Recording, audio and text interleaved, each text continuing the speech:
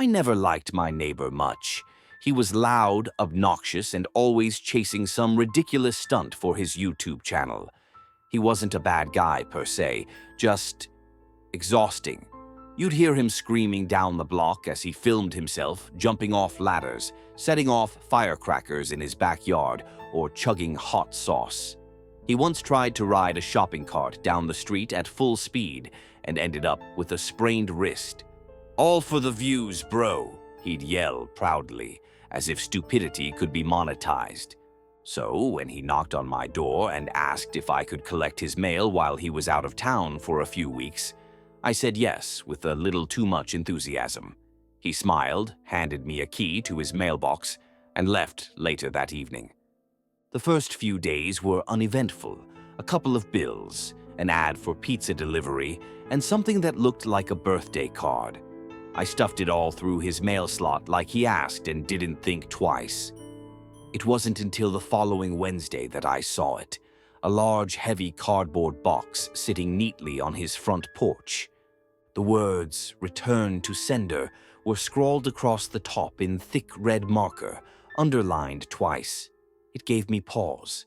Something about the lettering felt angry. I looked around.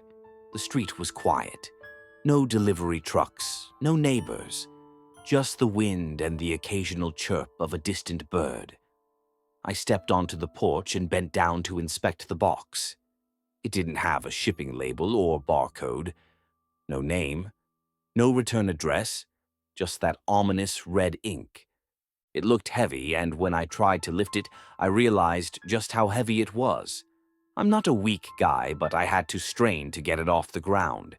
It felt dense, like it was packed with lead. After a few seconds of struggling, I shuffled backward, dragging it step by step across the street to my own garage. I didn't want it in the house. My garage isn't fancy. The door sticks and makes a god-awful screech when I open it, and I rarely keep my car in there. That evening, I gave the door a couple hard kicks and tried to force it open while still gripping the box. That was a mistake. The box slipped from my arms and hit the ground with a wet crack. I winced. "Shit," I muttered. I didn't want to open it, didn't want to know what broke. Whatever it was, I figured I'd let my neighbor assume the damage happened before I got it. I'd just store the package in the garage and tell him about it when he returned. The door finally opened with a long metallic groan, and I shoved the box into the back corner. Then I forgot about it, at least for a little while. By Sunday, I started to notice a smell, faint at first, like old milk, then stronger, more sour. Eventually, it became unbearable. The odor seeped through the garage door, curled under the threshold into my laundry room, and settled into every crevice of my home like a disease. It was a sickly sweet stench, like rotting fruit and burned hair. I assumed something had died. Maybe a raccoon got trapped and couldn't get out. I braced myself, pulled my shirt over my face, and opened the garage door. The smell hit me like a wall. My eyes watered instantly. I gagged and stumbled back. It was so strong it felt like it had mass, like it could push me. The box was still there, darker now. The bottom was soaked through, stained brown and black, with something thick and viscous. I had to get rid of it. I ran to the kitchen, grabbed gloves, garbage bags, bleach spray, and scissors. My plan was simple. Open the box, toss whatever spoiled mess was inside, and disinfect everything. I figured it was some sort of meat shipment gone bad.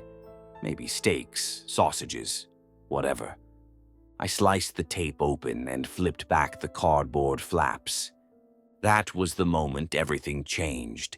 The smell intensified, became something new, more personal.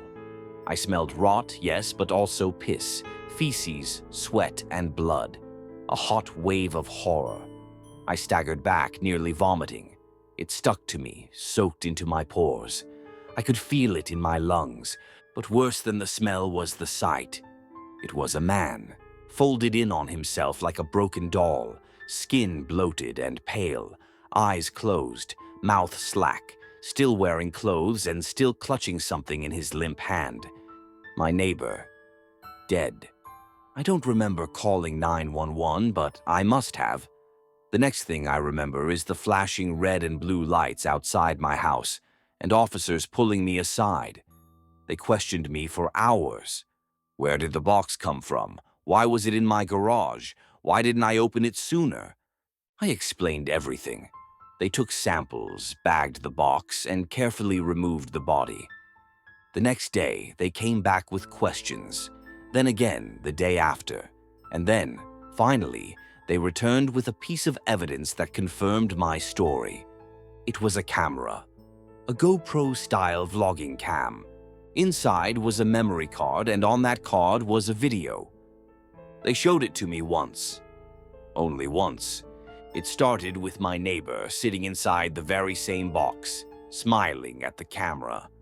"What's up, legends? Today we're doing the ultimate mail stunt. I'm shipping myself across the state in this box. That's right, mailing myself. I've got food, water, flashlights, and my trusty camera. This is going to be epic." He laughed, made a few jokes, and showed off the contents of the box. Snacks, pee bottles, a pillow. Then the camera shook slightly as someone, presumably his friend, closed the flaps and sealed the box. The next few clips were short, grainy.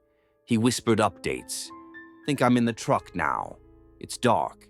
Kinda cramped, but still good. Pretty sure I'm in a warehouse. I can hear voices outside. It's warm. I'm sweating. Still got food, though." Then came the final clip. The camera jolted, a loud crash. The screen went sideways. There was a snap, sharp and final. His body went limp. But the camera kept rolling. The audio continued. For hours, days maybe.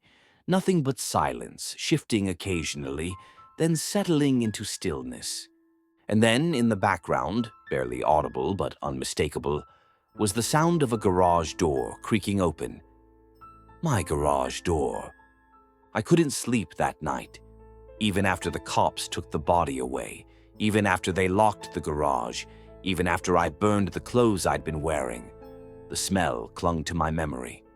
I could feel it in the air, in my throat. Every time I closed my eyes, I saw him, my neighbor, folded in on himself, mouth open like he'd tried to scream, eyes glassy and dull. I kept telling myself it wasn't my fault. I didn't know what was in the box. I didn't ask for any of this.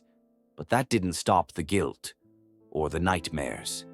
In one of them, I was lying inside the box, in the dark, and I couldn't move. I could hear footsteps outside, someone dragging the box, dropping it, kicking it. Then came the sound of my own voice, whispering through the darkness, "Help me. Please, I'm still alive." I woke up gasping for air, my arms numb, chest tight like I'd actually been curled up for hours. I was unraveling, and I wasn't even sure why. That next morning, I sat at my kitchen table, phone in hand, trying to convince myself to call the police again. And then I heard it. A knock at the front door. I froze. My heart sank. For a long moment, I didn't move. Another knock.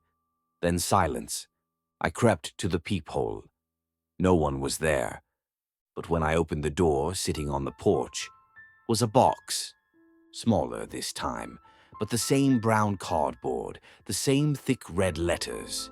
Return to sender. No address, no postage, no explanation. I stared at it for a long time. I didn't touch it. I didn't move it. I just stood there until the sun went down and the shadows swallowed the porch. Eventually, I called the cops. They took it. I never asked what was inside. I didn't want to know. I wish that was the end. But a week later, I got an envelope in the mail. No return address. Inside was a photo. Me, standing in my garage, looking into the box. And behind me, in the shadows, barely visible but unmistakable, was the outline of someone watching. I burned the photo. I moved a month later, packed up everything and left the city. I didn't tell anyone where I was going. I didn't even leave a forwarding address. And still, 2 days ago, another box. Different town, different house, same message. Return to sender. This time I didn't open it. I buried it, deep in the woods. And every night since, I hear scratching at my door. Software persistent, like someone trying to find their way home. Subscribe for more insanely scary stories that will crawl under your skin and keep you wide awake at night.